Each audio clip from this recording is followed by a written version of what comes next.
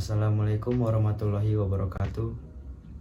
Puji syukur kita panjatkan kehadirat Allah Subhanahu wa taala yang telah memberikan kita kesehatan jasmani rohani sehingga kita bisa mendengarkan pada penyampaian materi ini. Tak lupa pula sholawat serta salam kita curahkan kepada Nabi Muhammad SAW yang membawa kita dari zaman kegelapan sampai zaman terang benderang. Yang terhormat Ibu Hani Irmayanti, Eskom, Mkom, selaku dosen pada mata kuliah Sistem Operasi, serta teman-teman yang menonton video. Perkenalkan, nama saya Nanda Oktavian dengan NIM 108210003 akan menyampaikan materi sinkronisasi proses. Sinkronisasi proses. Sinkronisasi merupakan suatu proses secara bersama-sama dan saling berbagi data bersama dapat mengakibatkan race condition atau inkonsistensi data. Sinkronisasi diperlukan untuk menghindari terjadinya ketidakkonsistenan data akibat adanya akses secara konkuren. Proses-proses tersebut disebut konkuren jika proses itu ada dan berjalan pada waktu yang bersamaan. Perangkat sinkronisasi.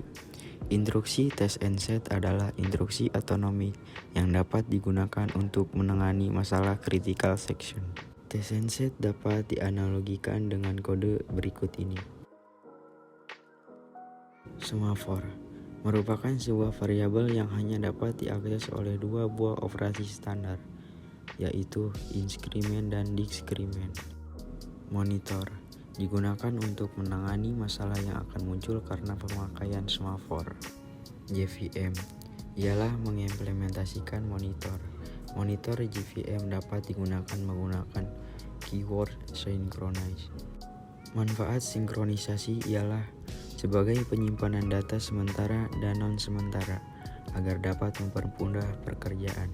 Masalah pada sinkronisasi terdapat dari masalah lainnya, seperti masalah race condition dan critical section. Cara menghindari race condition. Jika suatu proses sedang menjalankan critical section, maka proses lain tidak bisa masuk ke dalam critical section tersebut. Pengertian critical section. Critical section merupakan suatu kode segmen dari proses-proses yang memungkinkan terjadinya race condition. Beberapa kode dalam critical section. Pertama, entry section. Kode difungsikan untuk masuk ke dalam critical section. Kedua, critical section, di mana kode ini hanya ada dalam satu proses yang dapat dieksekusi pada satu waktu. Ketiga, exit section, akhir dari critical section dan mengizinkan proses lain. Keempat, reminder section, kode istirahat setelah masuk ke proses critical section. Berikut solusi critical section. A. Mutual exclusion. Jika proses PI sedang mengeksekusi critical sectionnya, maka tidak ada proses lain yang dapat mengeksekusi dalam critical section mereka. B. Terjadinya kemajuan progress.